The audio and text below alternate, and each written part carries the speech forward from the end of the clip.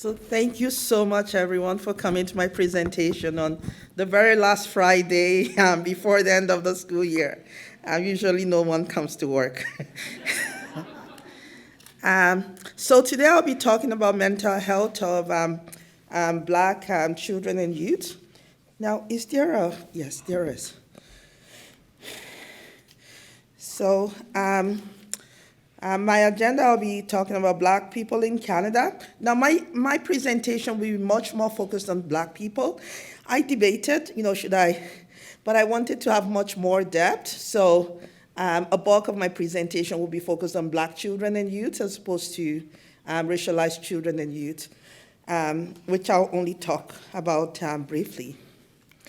I'd like to acknowledge the traditional territory of the people that we are located on the traditional territory of Treaty 7 people in southern Alberta, which includes the Blackfoot Confederacy as well as the Sunni First Nation and the Stoney Nakoda, and the city of Calgary is also home to Métis Nation of Alberta.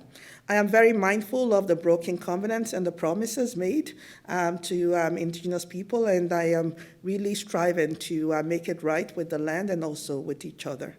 I also, because I'm presenting today about Black people's health, acknowledge those who came here before us, especially those that came here as a result of the transatlantic slave trade. So the funding for this project has been, the projects, I will be discussing about 4 different projects that I've been involved in on Black children and youth and some of the lessons learned related to mental health. I wasn't asked to discuss this, but I like discussing methodologies too. So I'll touch about that in terms of lessons learned in researching, just in case there are anyone that wants to do research with Black communities in the future or racialized communities in the future. So here are some of the research that I have done in the past with a focus on only those research that are on Black racialized children and youth. So the first project that I did was on parenting and mental health promotion practices of African immigrants in Alberta. And for that project, I'll be discussing the results of that. And following up on that, we organized a Stakeholder Engagement Day, where we brought around 150 stakeholders to talk about what are the next steps in improving Black children and youth's well-being. And during that Stakeholder Engagement Day, some of the things identified was the need for mentorship, the need for mentorship and empowerment strategies. So we did create a mentorship program for Black children and youths, and we did create a series of conversation cafe, and also did some work related to youth mental health, which I'll be presenting on today. I've also done work on access to health care for immigrant children in the province of Alberta. And we did an analysis previously of the Canadian Health Measures Survey. So the most widely used survey in Canada is the Canadian Community Health Survey. But of course, some of the limitations of the Canadian Community Health Survey for children and youth is that I think the lowest age it goes is 12 years. But the Canadian Health Measures Survey has children. And I would encourage, if anyone actually wants to analyze data, especially physiological measures, the nice thing about the Canadian Health Measures Survey is that you can actually analyze real physiological measures like blood pressure, blood work, CBC. So, I mean, this is a great, if a master's student or a PhD student is looking at, doing some secondary data analysis. But we looked at mental health because they had collected data on mental health of children using the Strengths and Difficulties questionnaire. The problem with Canadian Health Measures Survey is that the sample size does not allow for disaggregation of data. So we can say that compared to immigrants and non-immigrants, that the children in that population in Canada, immigrant children in Canada actually, the parents tend to report the mental health of children as better, based on the Canadian Health Measures Survey. The problem is that we've not disaggregated the data.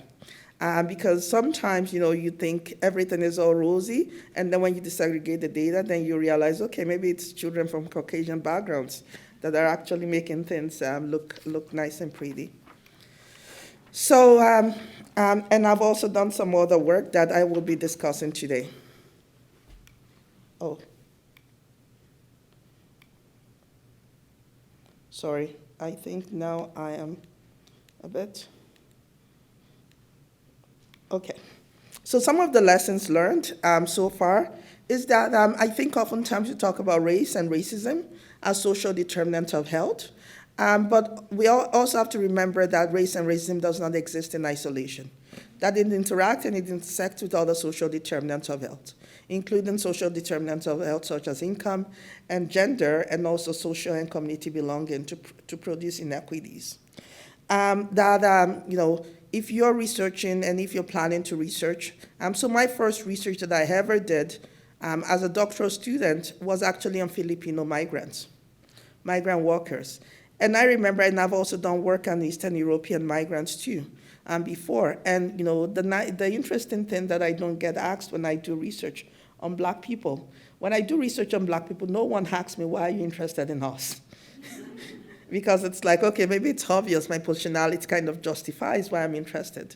But when you're outside the research in another community, one question that you often get asked is, why are you interested in us? And it's really, what is your motivation?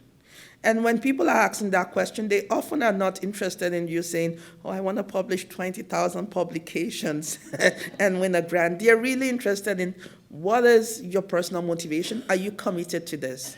Are you not going to harm us? Is your interest for us, or is it for your own selfish endeavors? So I would encourage students and people that want to do research to really articulate, why are they interested in this from a personal perspective.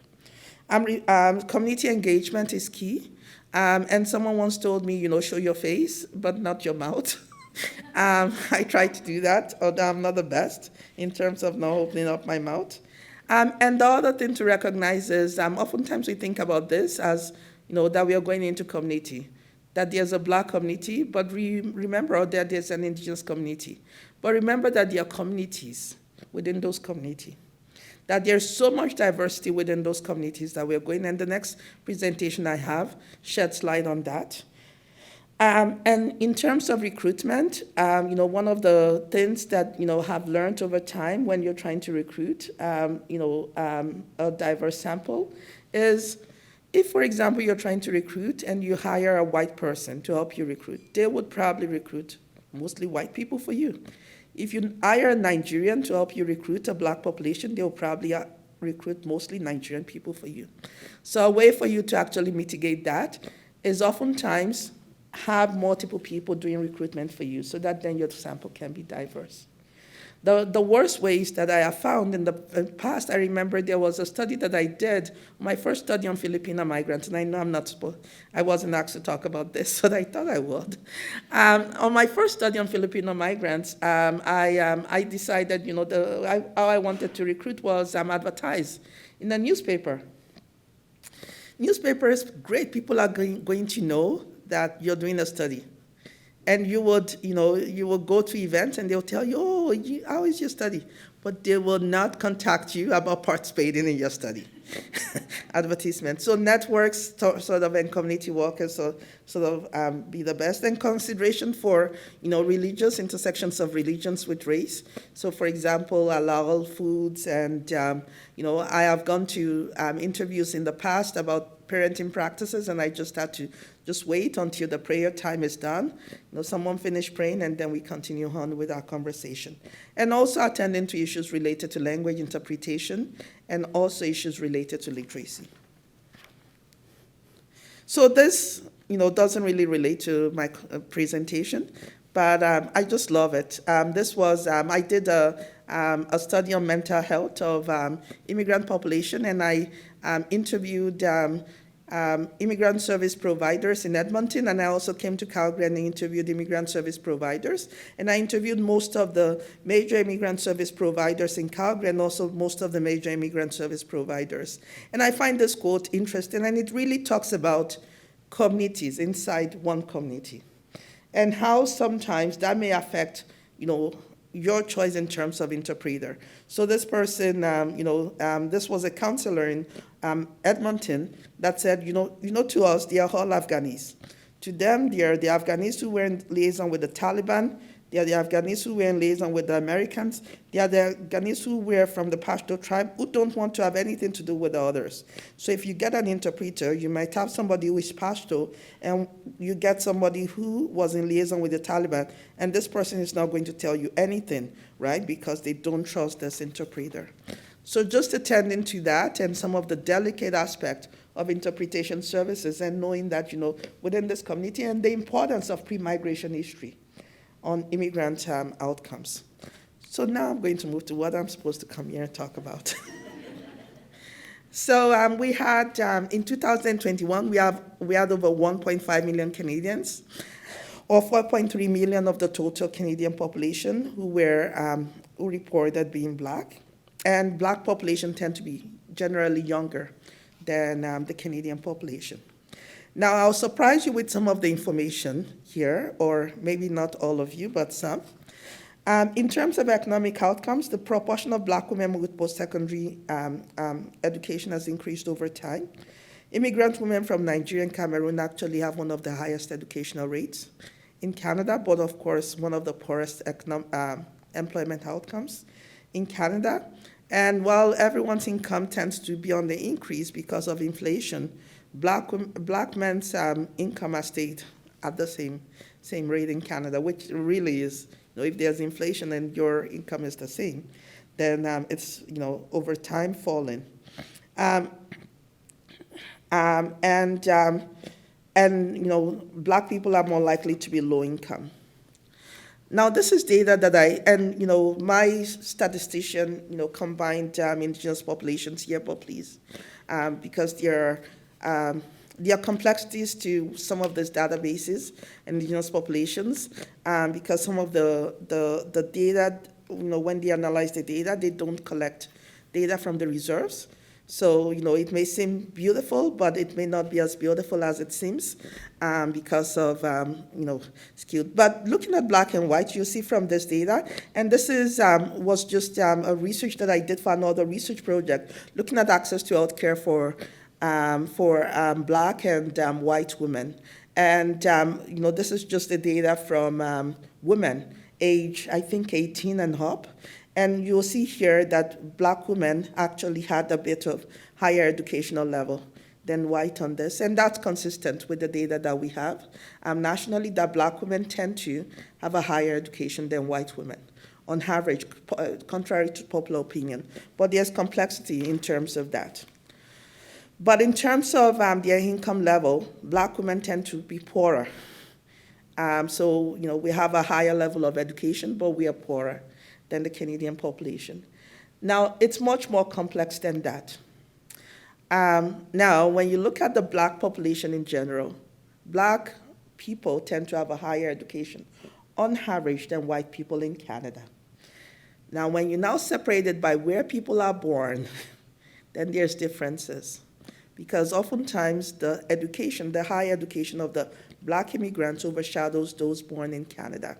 So Black children have a poorer educational rate than white children in Canada who are born in Canada. But because Black people tend to have high education before they come to Canada, especially those from West Africa, then that overshadows the children population. So Black children have poorer educational outcomes in Canada. So Black children are one of the only two groups in Canada who do not surpass their parents' level of education. The only other group in Canada that do not surpass their parents' level of education is Filipinos, Filipino population. So if you look at the medical school, I know at least at the University of Alberta, when they looked at demographics, there were the Blacks that were underrepresented in medicine, and the other group, when you look at it, is the Philippine people from the Philippines.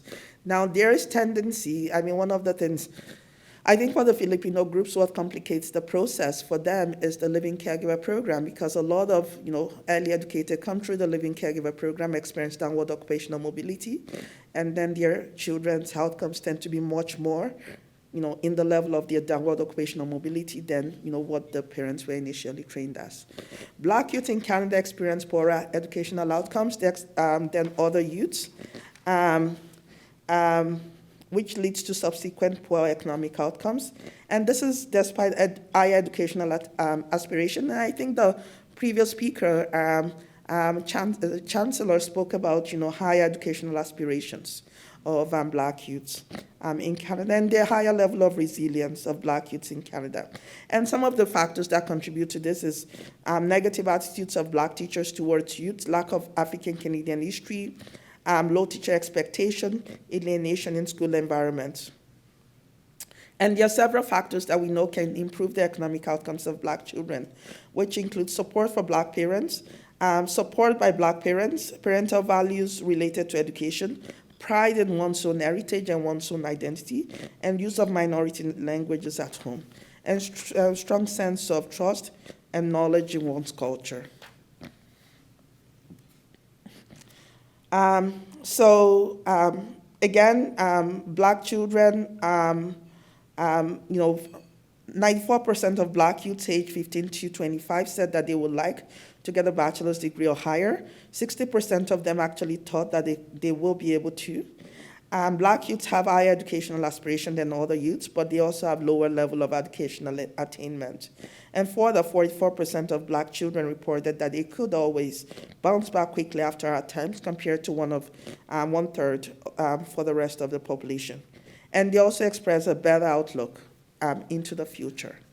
And this is consistent with some of the data that I will present today. So some of the factors that contribute to this is anti-Black racism. And anti-Black racism is basically racism towards Black people that is rooted in Canadian institutions such as education, healthcare, and justice. And it mirrors and reinforces inequities for Black population. In Canada, we have a history of racism. And, I'll talk about anti-Black racism here, but we also have racism towards other groups in Canada. So we have, the experience of Indian residential schools. We have the forced sterilization of Indigenous people in Canada, the slavery of Indigenous and Black people. So contrary to popular opinion, it wasn't only Black, that slavery didn't exist in Canada. Not only were Black people enslaved, but Indigenous people were enslaved, and probably more Indigenous people than Black people experienced slavery in Canada. We had the Chinese attacks, the Komagata Maru, which is discrimination at the point of entry in British Columbia that was towards South Asian population, and also Japanese internment camps. And these are some of the few. So Canada's history. So not only did we have a history of racism in Canada, we had a history between 1910 and 1967, a policy in Canada that banned at the point of entering Canada people deemed of certain races that we deemed were ineligible, that could not meet the climate requirements of Canada. This was really a way for us to actually prevent and ban people from being able to come to Canada. So we're like, someone said, we practice nice racism here. Oh, you can't survive Canada, your race, I'm still here. I'm still able to survive. But at that time, I wouldn't have been able to survive because, the climate was so bad that I wouldn't have. But this was the policy that we implemented. For years in Canada, to try as much as possible to prevent Black people from coming to Canada, and also other races that were non-white from being able to come to Canada. And there was a law that we tried to implement. It wasn't passed, but it was presented that specifically said the Negro race is deemed unsuitable for the climate requirements of Canada. So this was proposed, but it wasn't eventually passed, but it had significant implications, even though it wasn't passed.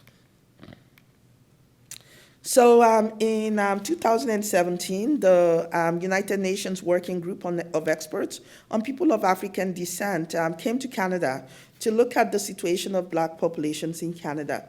And the conclusion of, that, the only thing I wasn't happy about is, everything is always Eastern Canada. They went to Ontario, they went to Toronto, they went to Ottawa, and they went to Nova Scotia. But I'm like, where is Alberta? We are the fastest growing population in Canada, and we are the third largest, but yeah, that is, so the conclusion is Canada's history of enslavement, racial segregation, and marginalization of African Canadians has left a legacy of anti-Black racism and had a deleterious impact on people of African descent, which must be addressed in partnership with affected communities. So I underlined there the need for partnership and community engagement in terms of all that we do. So now I'll talk about my first study, which was mental health of Black and Caribbean youth in Alberta.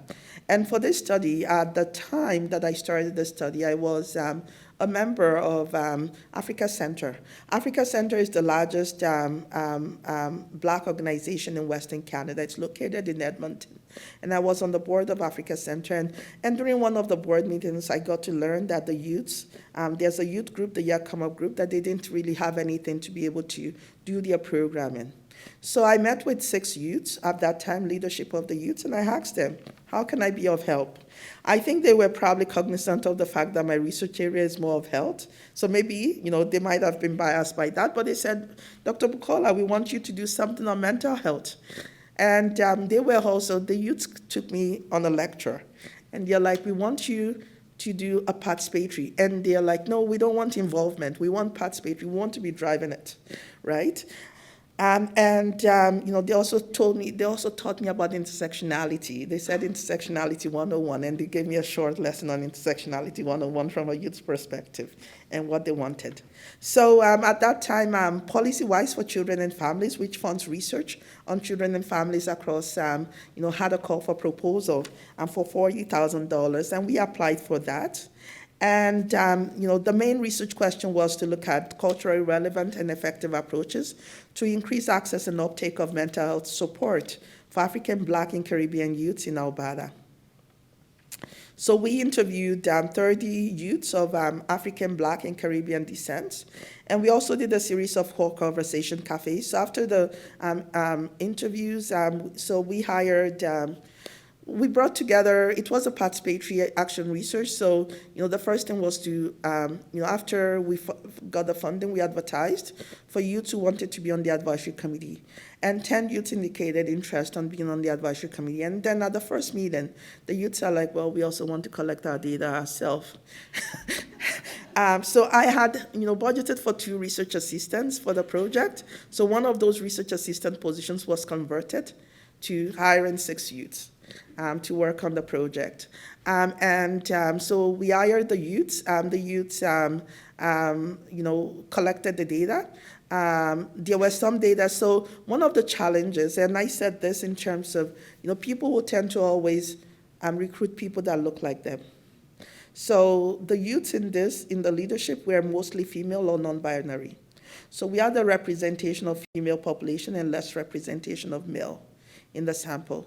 The nice thing, though, is that our research assistant, that was a PhD student, was a male, so we were able to counteract that. But one of the things that we did is when we were looking for male youths, we went to an African soccer tournament. And we went to recruit at an African soccer tournament because it was full of, male youths. So they did, the youths did the interviews, and then after the interviews, they also organized some of the conversation cafes. We reflected on the data, and we decided what did we want, and some of the things they wanted Talking to My Parents 101, intergenerational relations. They wanted one on mental health promotion at the beginning of the semester. They wanted one on intersectionality, to really create a space for diverse LGBTQ diverse intersectionalities to be able to learn. And they also wanted one on policy. And the one on policy and practice implications actually ended up taking youths through what an ideal mental health clinic would look like for youths. The nice thing about that is, one of the nice things about engaging communities is, we took youths through thinking and dreaming about what an ideal mental health clinic would look like. At the same time of us doing this, there was a Black therapist, Alberta Black Therapist Network that was created.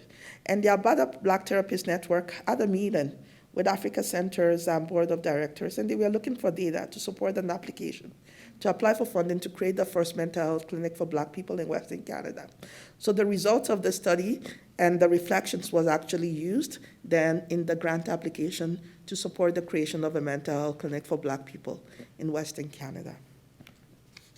So some of the research findings includes racism and discrimination. So one of the youths discussed, God, I grew up with so much internalized anti-Blackness.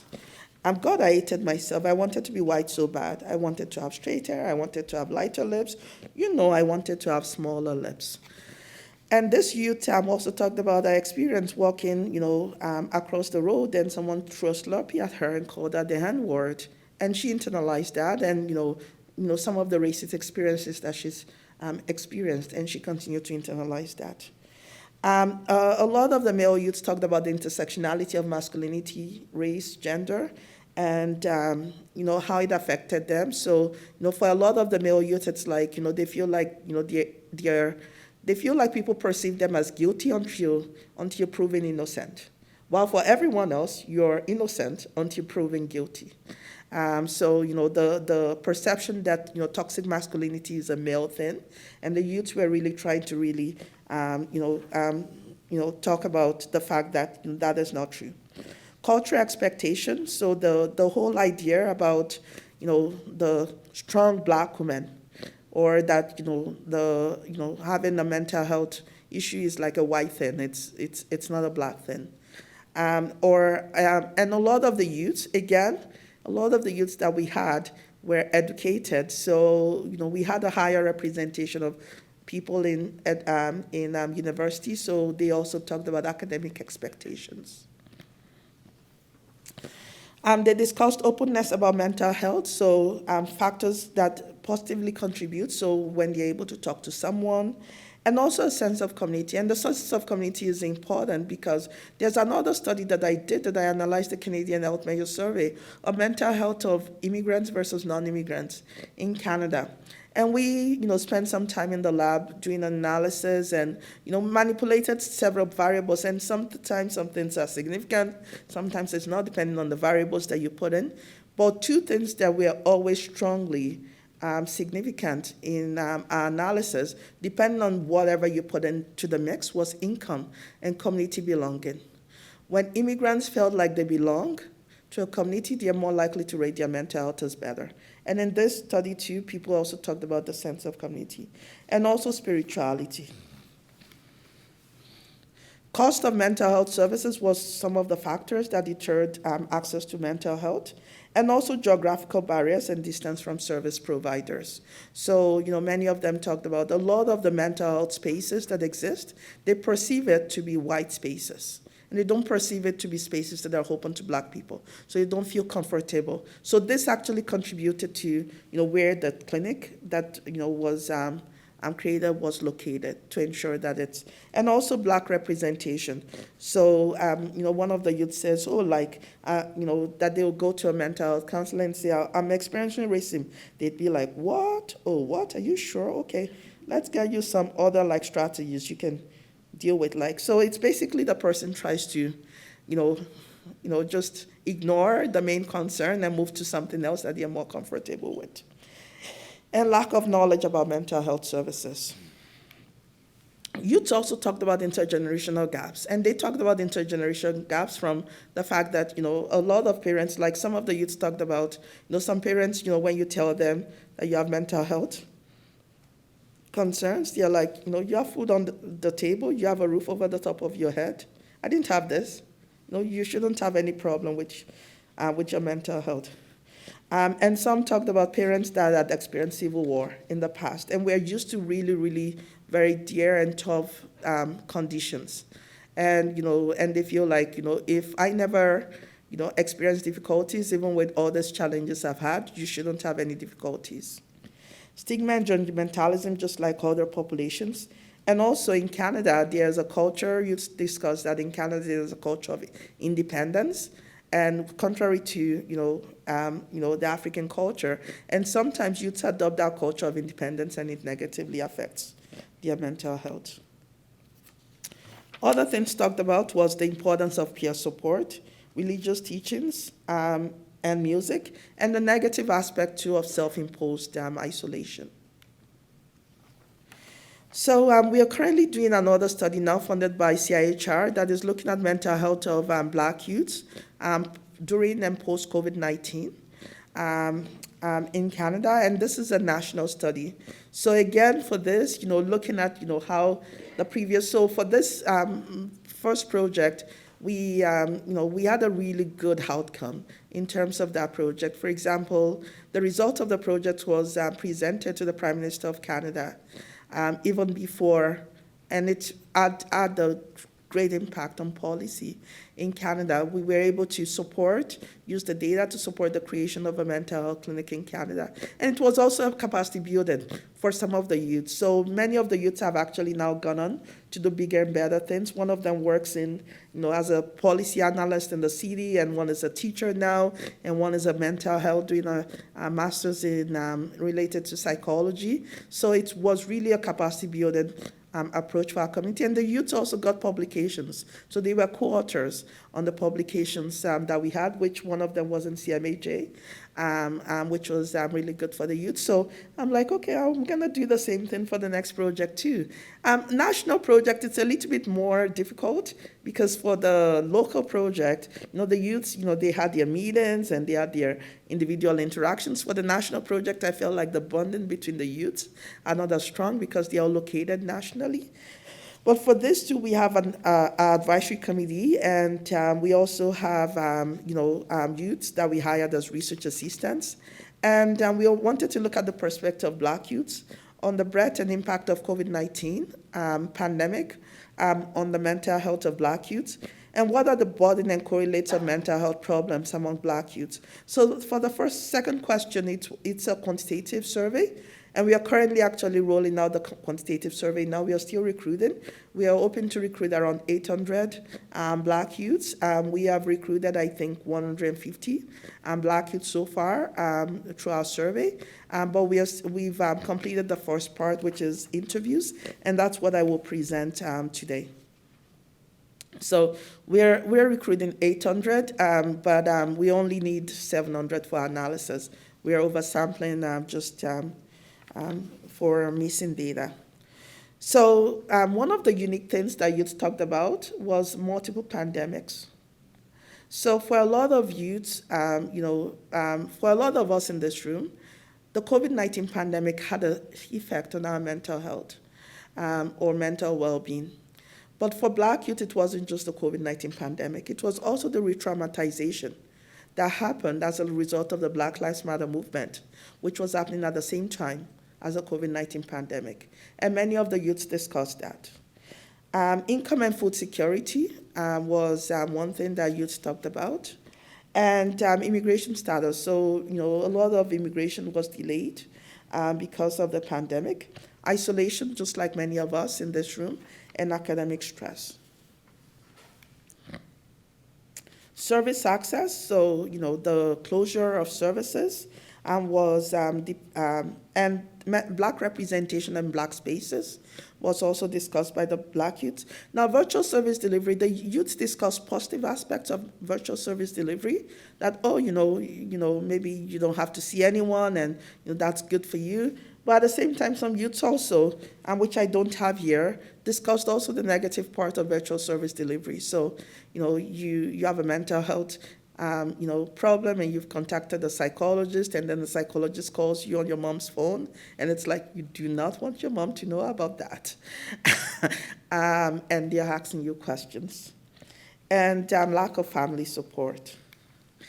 A lot of the youths in our project really showed resilience. So they'll be talking about all the things and their challenges. They'll be like, oh, someone else had it worse. Someone else had it worse. So it was always someone else that had it worse than them. Time heals all wounds was discussed. And why is, COVID-19, pandemic even much more in Black communities? We know that, in research that has been done in the days of the pandemic, especially in the first year of the pandemic, the major findings was that in communities, neighborhoods that had more Black people had a higher COVID-19 infection rate. In fact, data that was collected in Montreal, Toronto, and Ottawa showed that being Black or having more Black people in your neighborhood had a stronger influence on whether on COVID-19 rate than income and other social determinants. which is contrary to what we know. I had always, before COVID-19, told my students that income was the strongest determinant of health until COVID-19 happened.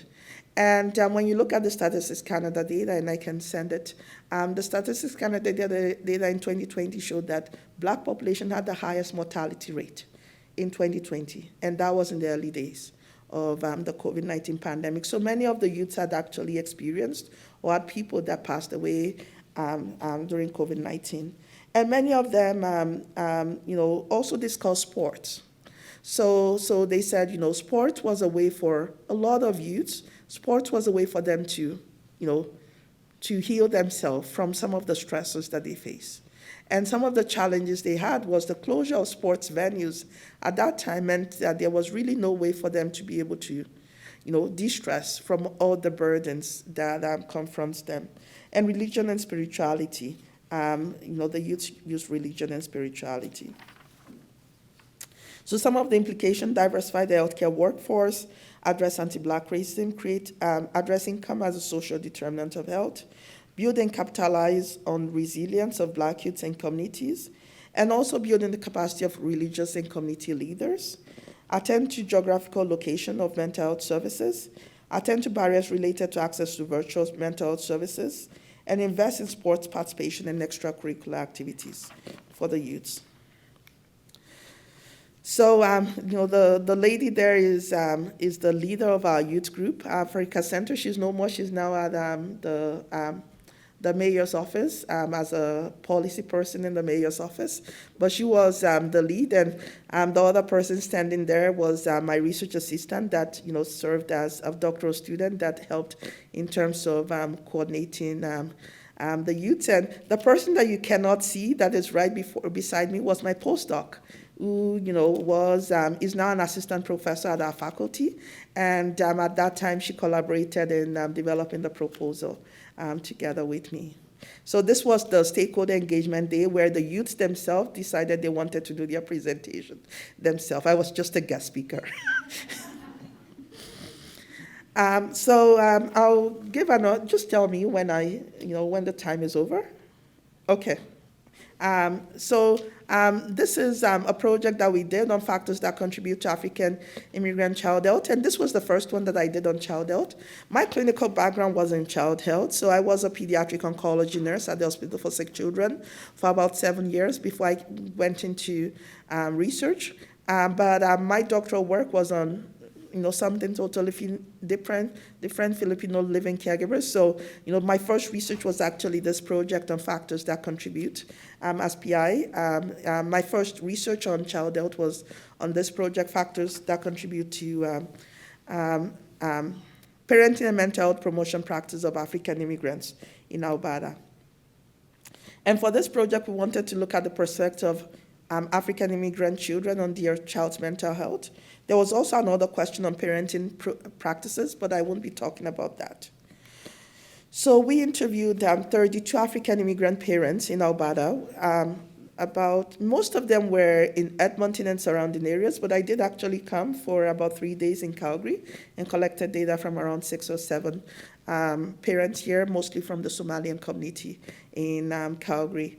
And I interviewed 14 community leaders and 12 service providers. The community leaders were from both Calgary and Edmonton, and 12 service providers. And I did a focus group with 18 stakeholders. So I'll just speak on some of the things that we had discussed. So one of the things is youth identity construction. So especially, many of the youths, they come home, it's a different culture. They go to school, it's a different culture. So how do they actually navigate and bridge those two identities, home and others? Stigma, so like other communities, the stigma of mental health is real, but it's not just limited to Black communities. It's, it's something that perpetuates all systems.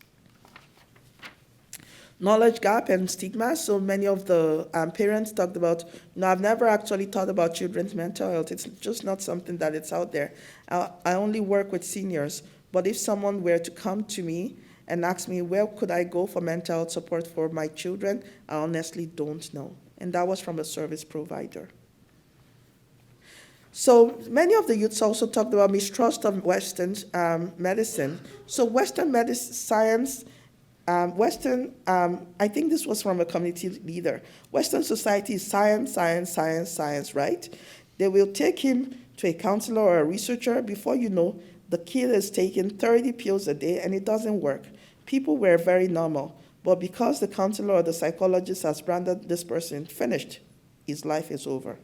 And this has implications, and I'll tell you one of the implications in the next slide. She says Western medication, it's really bad for her. She becomes more depressed when she takes the medication. She's now getting a lot of the Quran. So, and now, there's a fuller explanation of this quote later on. So, oftentimes because they're trying to escape Western medicine, they go to, spirituality. So those who are coming from, a traditional background, we had parents who even dismissed it and say, you know what, I think my son's ear is possessed. He got some evil spirit, whereas it's not an evil spirit. So this was an interesting conversation. So when I was doing my interviews, I remember there was one that I did here in Calgary, and I went to a parent's home, and this was just very typical of parents. When we started our study, we would say, tell me about your child's mental health, and and oftentimes it's like, when we say, tell me about parenting, we want to discuss parenting practices. Oh, yeah, you can sit down, have a seat. And when we say, we want to discuss mental health, they look at me and it's like, no one is crazy around here, go somewhere else. And then, we went back and we revised our question, and we said, as your child experienced any behavioral or emotional difficulties that you felt were beyond your control as a parent, then it's like maybe they are more likely to say, okay, there are difficulties, so it's difficulties, it's not mental. Or even now when we frame it differently and we say, do you know anyone that has in the community? They are more likely to say, in this house, everything is perfect. Outside this house, I can tell you some stories. Outside this house, I can tell you some stories. So this was a story so this person was talking about a child that was experiencing mental health problems and was taken. And because of the, resistance to Western medicine, they decided to take the child back to Somalia. And I asked, so what is the child getting in Somalia as treatment? And sorry, the word is not spelled right. My transcription is transcribed right. Was getting the Quran, basically like getting the Bible as a treatment. And I'm like, is it working? Honestly, what she said, it was very clear from her nonverbal cues that she knows, no, it's not working. But again, it really, really speaks to the need for us to build trust with communities so that they are more accepting of services. Overburdened healthcare system was discussed by many of the service providers. And, the service providers also talked about the need for, the provincial government is responsible for healthcare, and there has been an abdication of responsibility for providing adequate mental health care system at the provincial level, not just in Alberta, but in probably most provinces across Canada. So mental health services has generally been treated as extra. We will pay for your surgery. We will make sure you can access all these physical services. For mental health services, you'd better have Blue Cross, or you better have other support. So feeling like mental health. People also talked about mental health promotion, that they register their children in sports to help in terms of promoting their mental health. And people recommended the integration of faith and spirituality into mental health service delivery. And if I still have time, I think I have one more study, or I can just stop there. Okay. Okay, so I will just stop there, and thank you for listening.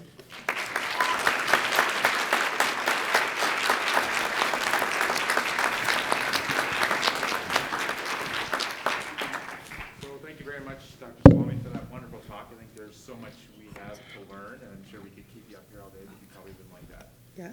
But what we'll do is we'll open the floor to any questions. There's somebody going around with mics, so just raise your hand if you Have something you want to ask?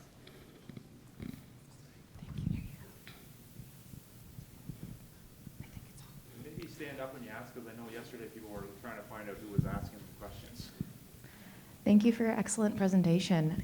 Along the lines of building trust within communities, what more can we do other than putting in lots of time into communities to gain that trust? Because the community that I come from, I'm Afghan, even with COVID vaccines, a lot of people were very distrusting of medical systems, thinking that if I get this vaccine, they're just targeting immigrants, it'll make us infertile, and that's what they want, and these kinds of things. So how can we as researchers build trust within communities? Yeah, and I'm glad that you mentioned one of the ways to build trust, that, trust takes time. But I think, one of the things is, being reflexive and also being self-aware of some of the histories that has led us to this space of people's lack of trust. And some of the histories are based on experience of racism. And also for some of them, it's also based on pre-migration history of the country that you're coming from and, what has happened in the country that you're coming from. And I'm glad that you mentioned issues of COVID-19. So I'm part of the Black Opportunity Fund. I am co-lead of a working group, the Black Opportunity Fund. And we organized, during the pandemic, we organized an information session for Black communities that had about 500 people attend, including, the chief of public health for Canada spoke at the event. And I remember we had a breakout session, and one of the questions that I asked during the breakout session is this another experiment? Because, of course, people are relating it back to, I know, you guys have done experiment in the past, and, this has implication, and it had consequences. One of the things that, the government used to address issues of excellency was, to build the capacity of community leaders to be able to actually support and move some of the knowledge forward. I think one of the things with Black and racialized communities, what we've not done on a policy level, is what has happened with the COVID-19 pandemic, with the Black Lives Matter movement, is we've seen a huge rise in the number of Black health organizations in Alberta, across Canada. Like, it's just huge. So we have, within the last 3 years, we have the Alberta Black Therapist Network, we have the Alberta Black Social Workers, we have the Alberta Black Physicians. But to what extent are we capitalizing on this? Because we know in terms of trust that people are more likely, and we did a survey of Black communities too as part of Black Opportunity Fund, and we found that trust was one of the main reasons that determines whether or not people will get the COVID-19 COVID-19 vaccine. So how do we build the capacity of Black communities, and how do we diversify our workforce so that then people feel like, if she's able to get it, she looks like me, I'm also able to get it. So there's the time, there's acknowledging, some of the experiences that have been perpetuated in the past, and then there's also ensuring that we have a diverse workforce that people feel comfortable in.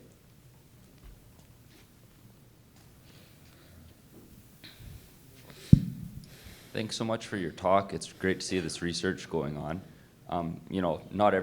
Not everybody can attend these talks, and there's still lots of people in Canada that, straight out deny that racism exists. How would you, in 1 or 2 minutes, kind of approach that conversation with somebody? Wow, that is a big conversation. I think in terms of, I think one of the challenges is that we tend to view racism as their problem, right? I am not affected, and so far I'm not affected, their problem. But I think, what COVID-19 has taught us is that racism is not actually something that is just a Black issue, that it's a population health issue, right? So when we had, for example, a higher rate of COVID-19, I said I had a meeting with the Prime Minister, because at some point they were like, we cannot solve COVID-19 pandemic without addressing Black people's health in Canada. Right? It's a population health issue, and what is causing that is embedded systems of racism that is causing that. So I think understanding that, but of course I do know that it's much more difficult for people to understand that, and people tend to think, oh, that happened in in the US, we do have cases, in Canada of racism that has happened, the Indigenous, woman that, experienced racism right, on her deathbed is one of such example. Hi, that was a very good presentation, and it kind of parallels what I'm doing in my master's research with immigrant youth mental health. One of the focus groups that I did was in Brooks, and Brooks has a fairly large Black population. So in your study, what were the distinct differences or similarities between rural Black youth residing in rural areas and Black youth residing in like more urban areas? Yeah, I would say honestly, I don't think I collected data from rural youths, but I think that is a important area of research, to be done in terms of, I have done some, read some work related to immigrants located in rural areas and the other challenges that they face. I do know that, there are some, I think Calgary Catholic Immigration Society does provide services in Brooks. But it's not something that I have looked at, so that is a gap in research there that you can look at. Yes, perfect. Thank Yeah. you.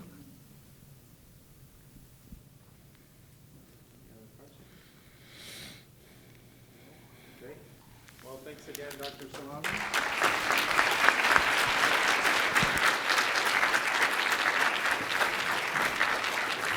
So thank you for the wonderful talk. It's very great, and this is a token of our appreciation and a welcome to Calgary. Thank It's you. a Nice nice, welcome. it's a nice book of photos from our own Dr. Bernier that we hope you'll enjoy. And welcome to our city and to our university. Thank you. Thank you. Yeah,